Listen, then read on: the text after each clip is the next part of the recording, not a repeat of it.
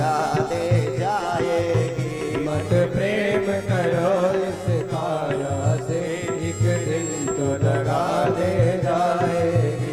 भैया बहना सब मतलब के कोई ना साथ निभाएगा।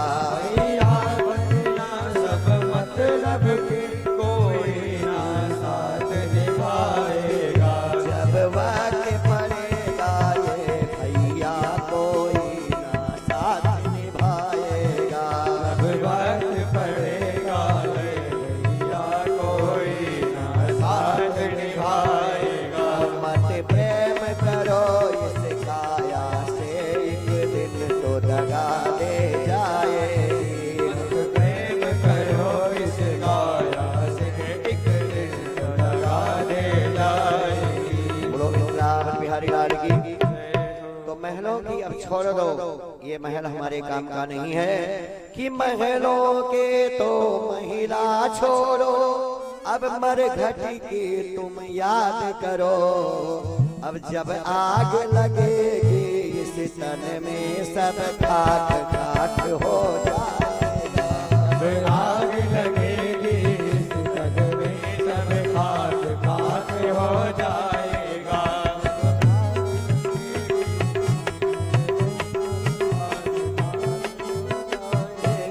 मत प्यार करो परदेसी से, एक दिन तो दगा दे जाएगा।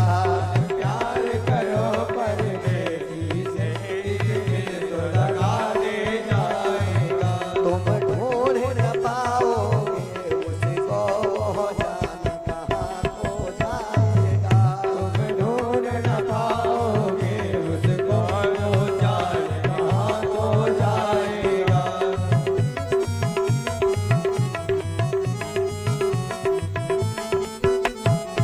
ये हम सभी लोग एक परदेसी की तरह इस संसार में वास कर रहे हैं और अपने मामियों के कष्ट का निवारण परमात्मा ने कर दिया।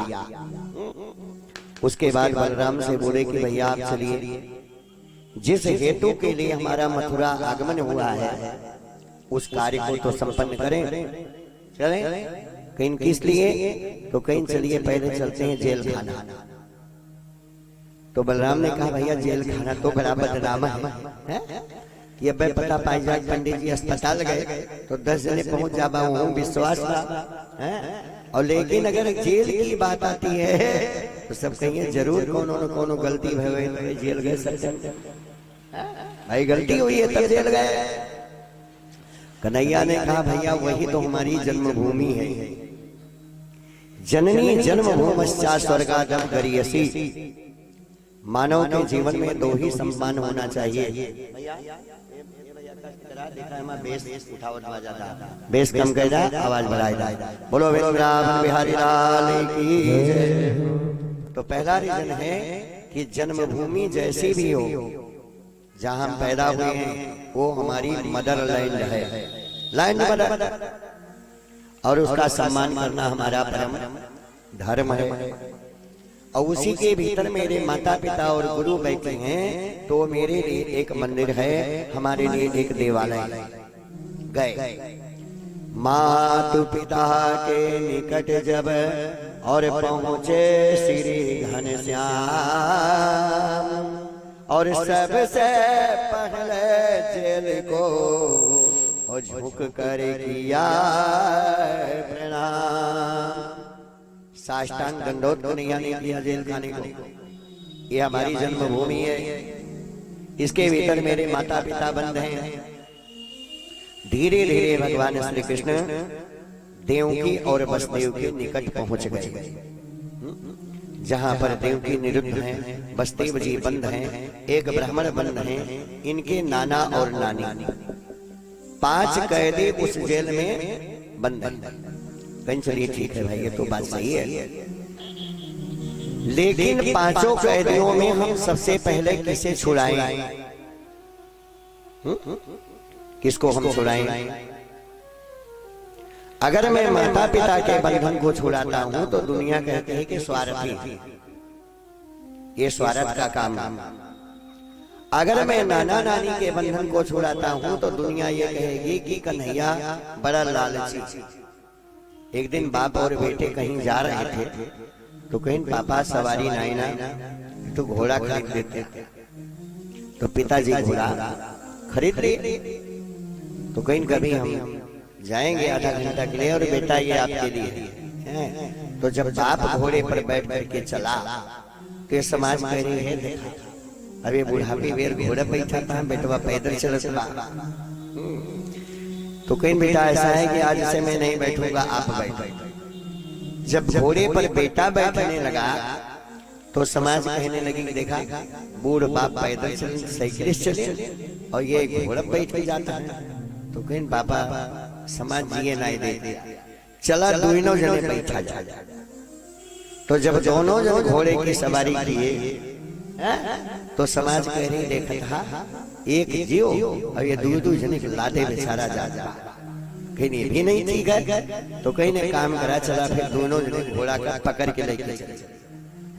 तो जब ये पैदल चलने लगे तो समाज कहता देखता इतना कंजूस है कि घोड़ों खरीदे यहाँ पैदल चल।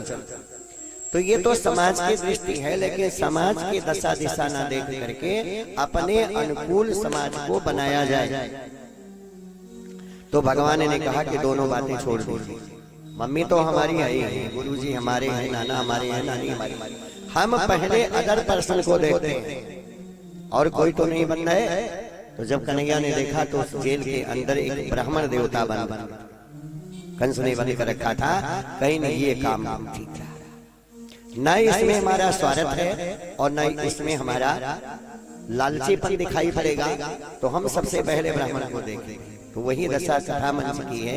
हम आपको एक रिश्ते में जुड़े ठीक, और रिश्ते को निभाया जाएगा, जीवन प्रयत्न निभाया जाएगा। अब कथा पंडाल में जो भक्त आते हैं, जो दर्शक लोग आते हैं, जो अतिथि के रूप में आ गए, सबसे पहला सम्मान उनका होना चाहिए। बोलो वृंदावन बिहारी लाल, उनका सम्मान होना चाहिए। तो भगवान ने कहा कि ठीक है हम ब्राह्मण देवता को पहले मुक्त करेंगे, क्योंकि परमात्मा का सिद्धांत कि जिस दिन रावण और भगवान राम का युद्ध था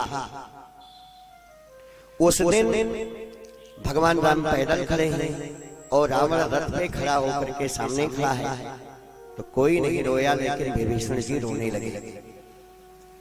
तो लंकाधिपति विभीषण की आंखों में आंसू देख करके भगवान राम पूछ पड़े भैया क्यों रो रहे हो? तो कहीं प्रभु मेरे रोने का कारण है कि रावण के पास में 10 शीश है और 20 हाथ है। हजारों की संख्या उनके पास में सैनिकों की है और वो पुष्पक विमान पर बैठकर लड़ने के लिए आया है। आप तो एक साधारण है, केवल धनुष मान है। इतने बड़े शत्रु को आप कैसे पराजित करेंगे? हिम्मत तो बांध ली है। तो राम जी ने कहा भैया विभीषण, जिस रथ से जीता जाता है वो इंटरनल कॉन्फिडेंस जो हमारा है वही आदमी को विजेता बनाता है। आत्मबल से कहते हैं, संसार में आत्मबल कभी किसी का कमजोर नहीं होना चाहिए ठीक। तो मेरे मन की जो भावना है, जिस रथ से समाज में विजय मिलती है, सम्मान मिलता है, वो दूसरी चीज है। वो वस्त्र नहीं है कि बाबा को बढ़िया कुर्ता पहन लें, माथ पोत लें, डेंटिंग पेंटिंग कर लें और 4 नाव नहाएं और सेंट लगाए लें। बाबा की कीमत वचनों से कीमत होती है, व्यवहार से कीमत होती है। और उसी सैद्धांतिक को मानस में बाबा तुलसीदास ने दर्शाया कि रावण रथी बिरथ रघुबीरा देख विभीषण भयउ अधीरा। रावण रथी देख विभीषण भयउ अधीरा। राथ रथ अबो नहीं पद प्राणा, यही वेद चित बबीर